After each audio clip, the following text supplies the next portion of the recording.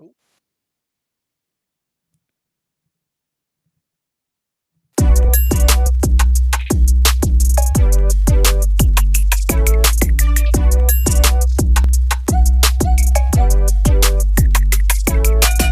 We do it right, overseas looking nice. Room service if I like, I order twice. Hibachi, got the gravy on the rice. Rolling in Mexico. welcome like a back to another paradise. episode of the Steelers Q&A here on Saturday night before the Week 6 matchup between the Steelers and the Cleveland Browns. My name is Jeremy Betts, and I'm joined by Archie Wilson. Archie, how you doing tonight, man? Good bits. Happy to be here. Ready to talk some ball with you. Been a little while here, so Yeah, very much looking forward to it.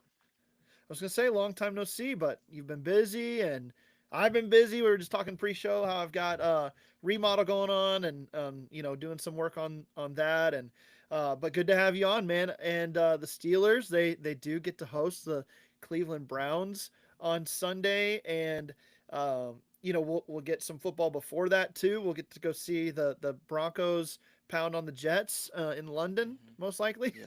Yeah. So we don't have to wait all morning. Well, at morning for me. I don't know what that is for you over over where you're at. Mm, But what's the yeah. 9:30 a.m. game on Eastern time Sunday for you? What's that? Yeah. So when the Steelers played in Ireland, I had a 2:30 wake up, I Oh think, man, or 2:30, 3 o'clock wake up. So yeah. it was early, and then just watch the rest of the day throughout, and it finishes up about 2 p.m., 3 p.m. here. So it's pretty much a Early full early day's work bedtime. just watching. Yeah. Yeah. Yeah, man, for sure. For sure. Well, you don't have I'll tell you what Broncos Jets turns out to be. You don't have to get up for that one. Yeah, no, I might give that Yeah, one a miss, but make sure my sure. fantasy teams are all set beforehand and don't have any That's surprises when I wake up. That's exactly right. Exactly right. All right. Well, let's get into the Steelers. And we've already got a few questions in the chat, so that's great. Keep them coming. Thank you to all who are here listening live on YouTube. We will have this out on audio wherever you get your podcasts as well. So tune in, but be sure to like and subscribe while you're watching here on YouTube live. We appreciate it.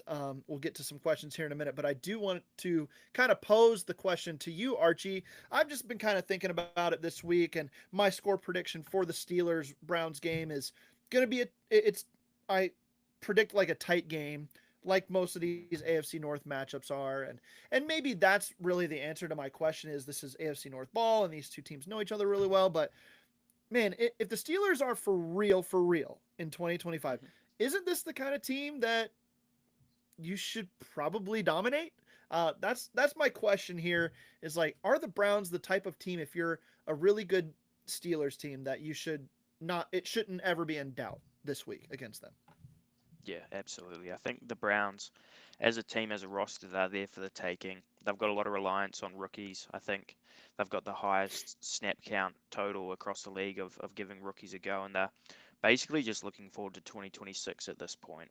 Um, So, yeah, if the Steelers are to be the side that they were kind of talked up to be during the preseason and have shown glimpses of, especially in that Vikings game, Mm-hmm. of being that kind of dominant side, then this is the kind of team that you would think you kind of put to the sword and win comfortably at home, coming off a Yep. bye. But as you say, that there's always that AFC North kind of voodoo that goes on, and some strange things tend to happen.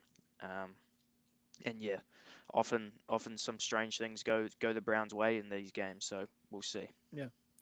Yeah, they do. The Steelers have fared much better against Cleveland at home the last few years. The Browns have really been more game at home when in Cleveland, I should say. But the Steelers, though, I totally agree. Like this should be a game where we look at the where we're like halfway through the fourth quarter and we're like, yeah, the Steelers were clearly the better team. They um, dominated the trenches. They were the ones with the big plays, with the turnovers and takeaway, or excuse me, the takeaways and the splash plays on offense and defense. And maybe Cleveland does just enough at the back end of the fourth quarter to make our stomachs churn a little bit, much like Minnesota did last Yeah. week. But just because it's AFC North ball, but you should come out of this game feeling better about the Steelers. I mean, they have no excuses here. They've got a massive rest advantage. They're coming off their bye week. Meanwhile, Cleveland just played in London against those same Vikings and came back, and now they've got to go on the road to Pittsburgh. They're starting a rookie quarterback in only his Hmm. second start.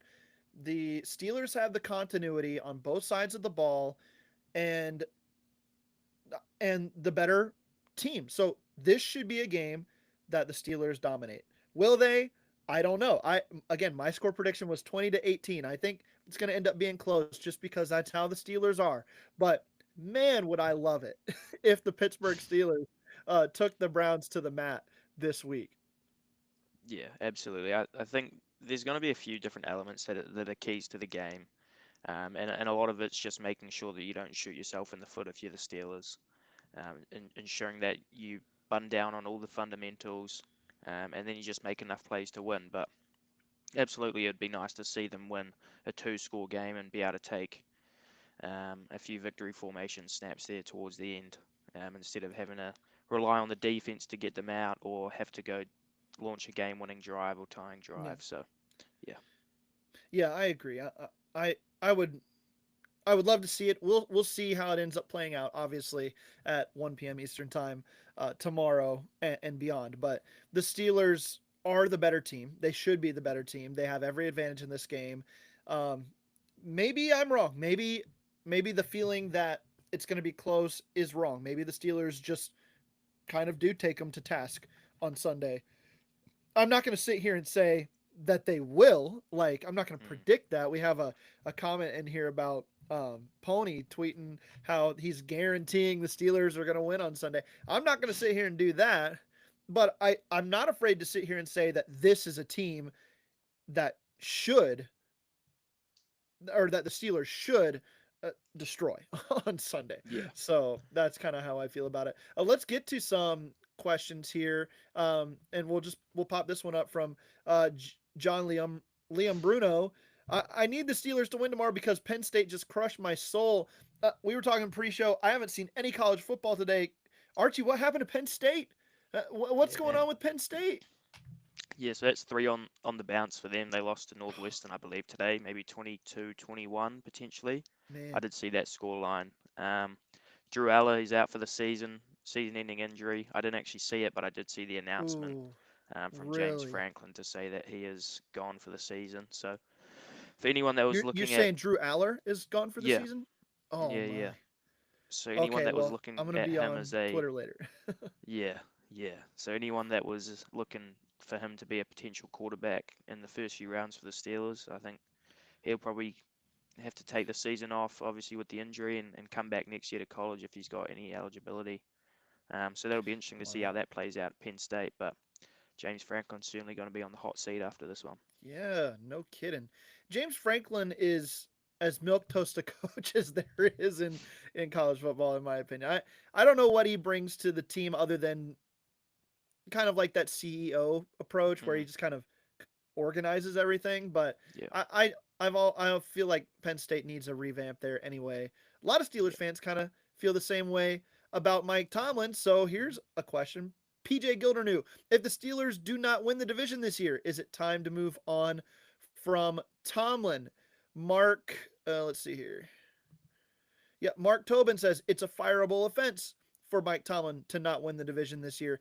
I mean, we're probably looking at the Steelers winning against the Browns and the Ravens falling to the Rams because Lamar Hmm. Jackson's not playing. They're going to be 1-5 most likely. And then the Bengals, they go to Green Bay to play the Packers. They're probably going to be 2-4. I mean, there's an argument to be made here that the Steelers absolutely should win the division based on how the season has started. Hmm. And if they do not, then there's some questions that need to be asked. But I mean, we'll have to see the season play out. That would be my Yeah, answer to this. Like, yeah. the Ravens have a pretty easy schedule after their bye week next week, and they should be healthy by then. They haven't been good on defense even when they were healthy to start the year. So there's some issues there. But the Steelers, they don't have a cake schedule going forward.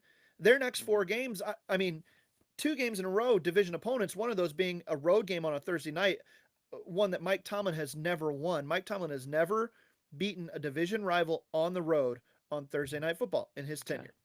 Doesn't matter who. And the interesting. Bengals are that team next week. And then after Yep. that, you have to play the Packers on Sunday Night Football. They're a really good team, and then you have to go play the Colts, and that's going to be a tough game for the Steelers. And the Steelers have struggled against the Colts in recent years with Shane Steichen there. So these next four games are no gimme for the Steelers. Let's just put that there. Even if the Ravens and Bengals and Browns, all lose tomorrow, there's plenty of season left to play. So I don't know if I'd put Tomlin on the hot seat for not winning the division this year, but he needs to be in the mix at the very least by the end of the season for that to be true. No doubt. I mean, it's shaping up for the Steelers to have a very good chance at taking the crown early doors. But the same thing that has happened to the Ravens could happen to the Steelers down the stretch. You know, you could be dismantled by injuries down the end of the season, Yep. and with the difficult schedule. So there's always context to be added, and especially when we're so early in the season. I think it was interesting. I was listening to a podcast the other day talking about how the NFL season is really four quarters as well. So Mm-hmm. you kind of take every quarter and then start and reset from there. So the Steelers have came through 3-1 for that first 5 weeks or so. It's kind of hard to do the quarters now with 17 games, but Right. so they've came out on top there. But then the season kind of resets and then you've got to go again. And so the same thing could happen for the Ravens. The season resets for them, especially once Lamar comes back, if that's 1 or 2 weeks away. Potentially, who knows? It's a long season. It's a marathon, not a sprint. So let's see. But certainly, it's been teed up for them quite nicely here early, for sure. Yeah, it really has. I think that there's again so much season left to play. I think the Ravens are going to find themselves back in it because I, I I for one believe in the Ravens. Like I believe in their ability to get things together and to be that team that we all expected them to be. They were my Super Bowl pick in the AFC, and like just as an objective football watcher, like no reason to expect them to not win a lot of games down the stretch here, and be back in the mix. And Yep. we always felt that the Steelers would probably be around that double digit win mark this season, Hmm. 10, 11-ish wins. And when you look at the schedules, it still kind of feels that way for Pittsburgh. And if the Ravens rattle off 7 or 8 of their next games in a row after this Rams one, after they're healthy, which is very feasible given the competition that's it's going to be, one of those games will be a Steelers game. Um, Hmm. so that plays into this, but uh, to me the Ravens are definitely still in the mix, and there's no reason to count them out at this point. So, Yeah. uh, um, PJ asks, do you think the O line ironed out their issues passing off D line stunts? If not, you might see a direct hit like Burrow took against the Browns in this matchup. Um, I thought that the Steelers, and we had another, let's see here. Gavin said to follow up, it looked like the O line was better in Dublin, so hopefully that continues. I agree with that the offensive line looked a lot better in Ireland against the Vikings, which was really nice to see against a good Vikings pass rush, right? And a good Vikings defense. Miles Garrett and company is another animal. They've been playing out of their minds up front, especially getting after the quarterback this season. But I do think the offensive line has improved. They do need to continue to work on their communication though, because that first sack on Rodgers on the first play of the game, it was just a communication issue on a stunt, and so that might still be a problem if we're being honest, PJ. Yeah, I think the Steelers' offensive line, it's certainly been improving, but it's definitely not the finished article. They've been doing a lot of things schematically to help out that true five starting lineup with. Obviously, last time out with the Vikings, they had Spencer Anderson and Darnell Washington out there for 40 odd snaps for Darnell and Mm-hmm. 16, I think, for Spencer, who outsnapped Pat Frymouth and Jonnu Smith. So I think there was a lot that the the coaching staff did to help the line, and especially getting the ball out quick. So I expect a very similar game plan against the Browns. Honestly, I think the Browns are a good rushing defense, so it's going to be tough to run. You're Mm-hmm. going to see the ball get out fast, and you're probably going to see help with a lot of tight ends around the likes of Broderick Jones, who's matched up with Miles Garrett. So I think yes, there's been steady improvement, but there's also some context to that as well, schematically, that that the Steelers have had to do, quite honestly, because as soon as we've seen them try to hold on to the ball and start throwing downfield, that's where we've seen issues, especially with play action and that. So Yeah. we'll see. I'm still pretty high on potentially Fautanu. I think he's flashed a lot this year. His technique looks great. He's got great burst off the ball. And Broderick, I've enjoyed the kind of improvements we've seen from him week to Hmm. week. So we'll see again. This is a big test for them, both of them, honestly. Yeah, yeah, and like I think Zach Frazier needs to play a little bit better. I was pretty high on him going into the year, but he's been a little up and down, and I think that that is uh, somewhat playing into some of the struggles I think we've seen from Isaac Seumalo and Hmm. also from Mason McCormick on the other side. But overall, they've been pretty clean. So I'm pretty I'm pretty excited, like you are, to say that this offensive line is going to continue to improve. And I mean, I wrote the article before this season that these first 4 games before the bye week was just kind of the Steelers trying to feel themselves out, figure themselves out a Hmm. little bit. Here's where we need to see them like establishing who they are. Maybe that's that quick passing game and the inside zone running that looked so good against the Vikings. And um, we'll see if that continues to be the case. But I'm looking forward to how it plays out. We do have a new listener, it looks like. Hey guys, Annie from Washington State. Go Steelers. Annie, thank you for tuning in and joining us. We appreciate it. I don't know. This is my first time seeing you in the chat on the Steelers Q&A. So thank you for hopping in. Give us a like and a subscribe, and um, check out all of our other content. I think we have a live show every night. So stay tuned to Steel Curtain Network. We're gonna go ahead and take a break here. Actually, when we come back, we will talk more of these questions. We'll keep talking Steelers and Browns. So don't go anywhere. The Steelers Q&A will be right back after this.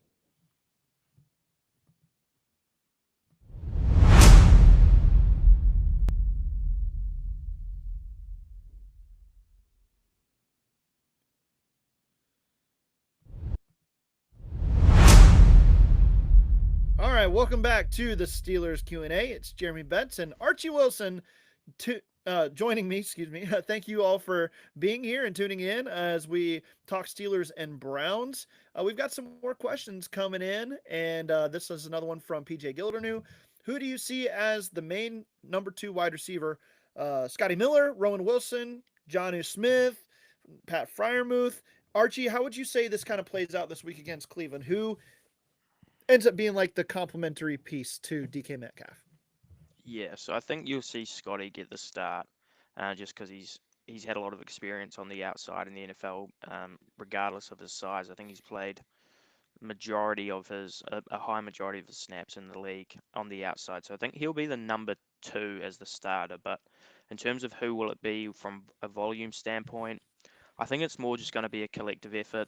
Mm-hmm. The way it's kind of been all season, which has been spearheaded by Calvin Austin, and with him out, it's just going to be the same thing. I think you need to see more of Muth, of Jonu, for sure, getting them involved in the quick game. But seeing a bit more Roman Wilson, Scotty Miller, I don't think there's going to be one guy that necessarily lights it up and says, I'm going to be the second option this week. I think it's Mm-hmm. going to be more a collaborative approach, because I think you're also going to see a lot more of that jumbo set as well that we saw in Ireland. So you might not get Yeah. loads of opportunities for the likes of with Jono and Muth, but yeah, I think it's going to be a collective approach. Yeah, I agree. It's not like the Steelers had a wide receiver 2 that was handling business, right? You know, you had Calvin Austin the third that was kind of your reliable second wide receiver option, if you will. But it's not like the Steelers offense utilized him that much either. So there's so much in play here. I just think that when you talk about how the Steelers design their offense and what they're trying to accomplish on a week to week basis, it is a committee behind Mhm. DK Metcalf and the run game, DK Metcalf, and how the Steelers rotate their tight ends in and out. That's what's going to dictate who's going to get the ball here and there. And Rodgers has to see it too. And he's been good at seeing like the quick passing lanes and stuff like that. But most of that's been to DK Metcalf, which is fine with me. To be Mhm. honest, I think that that is how you win in today's NFL when you don't have a really, really dominant offensive line. You've got to be able to scheme things up and win quick. And so I have no problem with how the Steelers have designed their offense to date. I think they Hmm. need to execute a little bit better.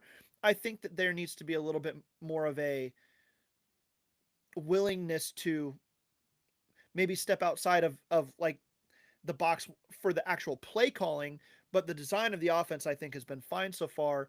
And so when you're talking about who steps in as wide receiver two, if I had to pick a guy that's going to have like the most catches and yards tomorrow opposite DK Metcalf, I'd probably pick Jonnu Smith because the Okay. Steelers paid him money to come in here. He's the guy that Aaron Rodgers can get the ball out quickly to, and he can make some stuff happen after the catch. That's would be my take on it if I had to pick one guy, I guess, that I was going to say has the stat lines. But for the most part, it's going to be a committee approach there for sure.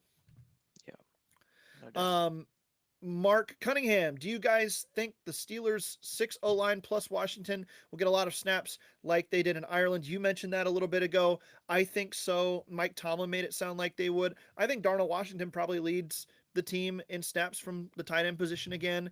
And I mentioned earlier in the week that I think that the Steelers are kind of uniquely suited to stop this Myles Garrett led Mhm. attack because I think that Darnell Washington is like the chess piece that can really help with that. So the Browns are going to have to get creative with Garrett to make him um super impactful in this game because I don't think the Steelers plan to let him have one-on-one rushes against Broderick Jones too many times this week. Yeah, I think in terms of Garrett, he's obviously coming off that ankle injury as well. I think he experienced last week in London, so they're going to have to put him in some advantageous positions to be able to wreck the game like they'll need him to if they're going to have a chance. So whether that's kind of sending him through the middle, moving him to the other side against Troy Fautanu, but then again, Darnell Washington's kind of the key to the Steelers' offense this season. I think just his ability to be such a dominant blocker and kind of take a lot of pressure off the young offensive line. But then the threat of him, just the idea of him being a receiver in the open field and making some contested catches, he's just so critical. So yeah, I think as you said, the Steelers are in a pretty good position to match up with Myles Garrett, especially if he does have that lingering ankle issue Yep. coming into the game tomorrow. Yep, for sure. Okay, we get um, this one from Steeler Chick 46. Will Peppers get snaps? It's been hit or miss for him after that first week, and I don't know. Did he get any snaps again last week or Mm, in Ireland? I don't think he did. I don't think he no, played in Ireland. So n- um, yeah, I it would probably have to be an injury, right, that gets him into the ball yep, game at this hmm point. Which I don't know if I agree with, but Chuck Clark has been good opposite or Chuck Clark and Juan Thornhill have been fine in the rotational safety room with Deshaun Elliott back yep, and healthy. So I don't have an issue with those two guys, but I think Peppers is um a playmaker. So, but yep. he probably was brought in really to be the insurance policy for Deshaun Elliott because they're very similar players. hmm So with Elliott healthy, it makes sense that he's maybe not seeing the field as much. Yeah, I mean, that's just it. I think he came in and he is the guy behind Deshaun Elliott. And if Deshaun Elliott's fit, he plays just about every snap possible because he's been playing lights out once again to start this season when he's been on the field. So you don't take him off the field, which means Peppers doesn't get on it. And then in terms of the rest of the safety rotation, you've obviously got Thornhill and Clark, but then you've even got Ramsey who will probably rotate a bit more this weekend because you've got Joey Porter and Darius Slay back in the full complement of DBs. So yeah, I think in terms of free safeties, in a base look, you'll see um, Joey Porter and Darius Slay on the Hmm. boundaries, and then you'll have Jalen at free safety and Deshaun in the strong safety. So that's the kind of way I see that playing out this weekend. Yep, I agree. We've got one here from Captain Underpants, who has a better stat line: Highsmith or Herbig, Roman or Keyshawn Williams, the other wide receiver that I think the Steelers elevated him Mm, off the yeah. practice squad. So I would probably say Roman Wilson gets more looks than Keyshawn Williams, but he might be called up for punt returns. I don't know. Yep. And then Highsmith or Herbig, that's a tough one. I think they're both going to play a lot. So give me Herbig with Highsmith still coming off that injury and needing some time to reacclimate. But I think both will be impactful this week. Yeah, I think with Highsmith, they're gonna kind of ease him back, especially because you got the short week with Cincinnati on Mhm. Thursday night right after. So you don't want to throw him out there full time to start with. So the way Herbig's been playing, you don't need to do that regardless, because he's Right. probably been the best pass rusher on the team through the early part of the season. So I think Herbig will get more snaps than Highsmith this week, and then we'll reconvene there against the Bengals once Highsmith's seen a bit more time. I wonder about Jalen Ramsey, how much playing time we'll see from him. He did get elevated from questionable to he will play Mm, tomorrow, but I think it'll be on a snap count with Joey Porter Jr. back. yeah, He yeah, won't I'd play assume so. anything outside. He'll probably play in the slot mostly. Ramsey. Yep, yeah, and you've got one. It's the same thing. You've got Thursday night Yeah. football coming up right again. So those soft tissue injuries, you don't want to overdo it because if you put too much volume into them, they just go again, and then you're out for another 3 weeks or so, and it just kind of snowballs from there. So that makes sense. Yeah, for sure. Let's see. Here's a running back question from Pittsburgh Toddy. With Warren playing, do you expect Gainwell to split carries with KJ kind of being an afterthought? From my perspective, I do think KJ is going to continue to be an afterthought, unfortunately, in this offense. And I think Jalen Warren's going to go back to his pre-injury, like New England Patriots workload, Yep. which is like 70% of the opportunities, and I'm fine with that as long as the Steelers continue to utilize him in the quick passing game and try to get him out on the edges in space in the run game. I do think that they need to eventually, in order to maximize Jalen Warren, they need to get Caleb Johnson and his between the tackles rushing ability more involved in the game plan. I just think that that has to happen to reach the full potential of this offensive roster in the Yeah. backfield. So, Yeah. but yeah, I do think Jalen Warren will have plenty of work tomorrow. Yeah. No, he'll be the workhorse back. It'll be the Patriots kind of split again. Mm-hmm. I think Caleb might start to get a bit more play, even maybe once the temperatures start to drop a lot more, like we did with Najee, when Najee kind of kept seeing more and more volume towards the end of the season. It won't be the same number of volume, but you might just see Caleb Johnson starting to get a bit of run just because he's a bigger body, and it's harder to keep hitting someone of his size and power once it gets a bit colder. So I think for now Yep. it's Jalen Warren 75% of the touches out of the running back room with Kenneth Gainwell Mm-hmm. giving him a breather. Yeah, for sure. I I I I don't see Caleb Johnson being too involved this week, but I think he should be. I really Hmm. do. Yep. Um, Steeler Chick 46 asks how many sacks will TJ Watt have versus the Browns? Um, the Browns know how to limit TJ Watt the last couple games, the last couple years, I should say. Um, I'm gonna say he gets a half a sack this week. What say you? Okay. Yep. I'll go with one. I think he just Okay. gets home once properly, gets a full sack, but honestly, the way he's been rushing the passer, what we saw in Ireland, he could get maybe 1.5, 2 even, because teams have to honour Nick Herbig and Alex Mm-hmm. Highsmith a lot more now. So Yeah. with Highsmith being out and Herbig showing what he is, you can't just put all the attention on TJ because you've got pretty devastating pass rushes on the other side as well. So Mm-hmm. let's hope. I think half a sack makes sense, but let's hope we can get a couple more on Dylan Gabriel, who might struggle to get the Yeah. ball out hot a To few me, this times. is a big interior pass rusher game. Like Hmm. the defensive tackles against the rookie, he's shorter, so Yeah, the sight lines are tougher. If they can get quick pressure up the middle and force him to bounce, maybe help those yeah, outside rushers get home. But Keanu Benton, Cam Hayward, Derek Harmon, I think that I think Keanu Benton might have found himself last or in Ireland. He played so good. That was the best game I've ever seen him play. Yeah. Um, and if he did, then watch out Cleveland because those three guys. If Keanu Benton is like really good and Derek Harmon continues to develop as the really good player we think he is, next to Cam Hayward, who is really good, then watch out. That could be Yeah. dangerous. Absolutely. I think Derek Harmon's been so transformative for that defensive line. He's Yeah. just kind of put everyone back into a role that that kind of suits them instead of having people having to play outside of what you'd want them to be. And I think he's kind of just garnered a lot of attention because of Hmm. the way he rushes the passer. It's a slow burn. Like he's not the most explosive, but he's so technical that it requires a lot more attention. So that's kind of allowed for Keanu Benton to get a bit more free, seeing less double Right. teams.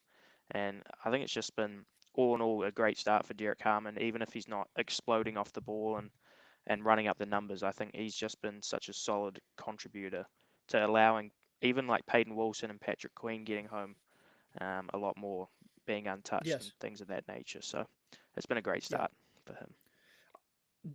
The This is like something I've been tracking. So tell me if you agree with it. Derek Harmon's insertion into the lineup after week 2, I think it was week 3 that he came in and started Mhm. playing. Um, Patrick Queen looks like a different dude Yeah, since he came in, and I wonder if the correlation is there. I need to probably go watch the tape a little bit more as to how Derek Harmon eating blocks and stuff is kind of um, freeing up Patrick Queen, but I believe Patrick Queen's sack in against the Vikings on I keep saying last week, but that was the bye week yeah, yeah, in Ireland. That was coming from Derek Harmon's side. Derek Harmon took the offensive guard and the tackle, and then um, Patrick Queen had a free rush yeah, at the quarterback and got home. When those sight lines are available for these linebackers and the defensive line's doing their job up front, Patrick Queen has looked incredible. And I think that if Patrick Queen continues playing like this, then he'll be a Pro Bowler again this year. And he's looked fantastic so far, especially the second 2 games of the Steelers' first 4. yeah. I mean, that's the idea, right? You've got these two supreme athletes at linebacker, off full linebacker, that if you can get them coming downhill, then they're going to cause a lot of issues, especially if they're getting through clean. So I think with Derek Harmon just being so disruptive, he's not necessarily always going to get to the quarterback, but he's just so disruptive, and that's seen in the pressure count that he continues to accumulate. He had so many pressures in college. He's Yeah, just someone you have to kind of watch out for, and he compresses the pocket, and he's just such a big dude that yeah, he takes up a lot of attention. So letting Peyton yeah, Wilson and Patrick Queen specifically, who I think's been looking like him kind of that last year at the Ravens level player that got a second team All Pro nod. So yeah. I think Derek Harmon's just been so crucial, even if it's not popping up on stats in the box score. But if you're sitting there watching the tape, you can see just he unlocks a lot more of the defense, which is awesome to see. It really is. It really is. Okay, last question for the night from Captain Underpants. Who has more touchdowns, the rushing or receiving games? My answer to this, Archie, is the passing game. I think Aaron Rodgers and what he does in the red zone for this team is so good, and it's why they're a top 10 red zone percentage team in the league right now. And I think Rodgers gets 2 more tutties this week on passes, and that would be my expectation. And maybe Warren gets in one. Um, Mhm. maybe Rodgers has multiple touchdown passes. We shall see. The Browns' run defense has been one of the best in the league. Their pass defense has been suspect, especially to number 1 wide receivers down the field. We'll see if maybe the Steelers can take advantage that way. But once they get in the red zone, the Steelers are kind of unmatched across the league with the type of weapons that they have that can work in short yardage space. DK Metcalf obviously doesn't need a lot of room to quote unquote get open because he's such a Yeah, big body. Darnell Washington, Johnny Smith, Pat Frymuth, all of those guys. And then you've got some shiftiness from like Warren along with the power there and Gainwell that, I mean, it's hard to stop these guys once they get inside the 10-yard line. yeah. I think they're just matchup nightmares, really, especially to me. DK Metcalf, who's showing a lot of contested catchability that he didn't put on tape necessarily in Seattle. He could always win over top, catch some back shoulder balls, but actually going up and going over corners that are Yeah. in tight coverage. He's been able to do that, which has been great to see. And I think Darnell Washington, again, you'll probably see the ball thrown up to him once or twice in the low red zone. And don't be surprised if he comes down with it just because he's such a Right. matchup nightmare. So yeah, Yep. passing. I think Aaron Rodgers has been transformative in the low red zone, which is something that the Steelers have struggled with so much recently in the past few years. So the way he sees the field, he's seen everything that teams are throwing at him, so he knows where he needs to get the ball. So Yep. yeah, passing Yep. is where I'll lean with that too. It's an incredible weapon having that type of experience back there, Mhm. and so we will see how it plays out. But Archie, I've given my score predictions across a bunch of formats, so I'll open that up to you. What do you think the final score of the game tomorrow is? And if you've got anything coming up on Steel Curtain Network or anything like that from the written side of things, let us know as well. Yeah, so I will what you'll be able to see out on the website tomorrow is our score predictions as a team for the Steel Curtain Yeah. Network. So I put out a 20-10 score. I think the fact that it's at home, I feel slightly more confident. If it was away in Cleveland, that's when I start to get a bit more worried about the Yeah. Browns. I think the defense will be suffocating for Gabriel. As you said, he's a bit smaller. It's harder to see the field, even if he's a good processor, especially with the size and the athleticism the Steelers have in the front seven. So I think he'll struggle tomorrow. And as we kind of spoke about, the strength of the Steelers offense Mhm. has kind of been what the Browns have struggled with. It's been the quick game the Browns haven't Yep. been able to stop, and also in the red zone. So I like the chances tomorrow. And then regarding any written stuff I've got coming out, I just released my quarter of the season Steelers award article, Nice. and Yep. That's then right. I'll also have a mock draft coming out Good early deal. next week. Yeah. Awesome. Good stuff. All right, Archie, thank you, man. I appreciate you hopping on with me. You can follow him on X at @awills_Steelers. Written there on the screen. You can see that there. You can follow me on X at thebets93. And check out my new YouTube channel, Bets Talks Ball. If you haven't yet, go subscribe to that. I would appreciate that.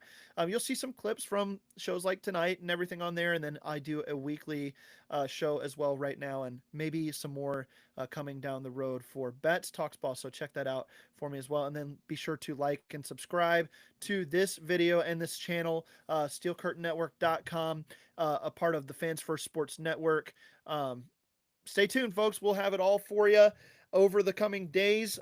Check out uh, Dave and Brian and Jeff as they recap the game tomorrow after it's over live on YouTube. Make sure to check that out. And then I'll be back next week on the Steelers Fix and the Draft Dynasty podcast from FFSN. So stay tuned. We've got a lot coming up. We will talk to you next week here on the Steelers Fix. For now, that's going to do it for us. Have a good night.